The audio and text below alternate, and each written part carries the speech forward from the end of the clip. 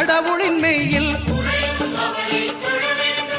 சூரியன் முதலாய் 9 கிரகமும் பலவித குணங்களை கொண்டிருக்கும் எங்கள் கற்பக தருவில் அவை வரும்போது ஒன்றாய் சேர்ந்து பலனளிக்கும்.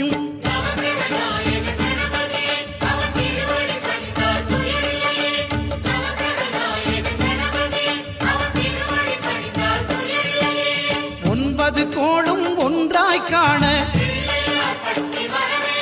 அங்கு கற்பகம் என்னும் கடவுளின் மெய்யில்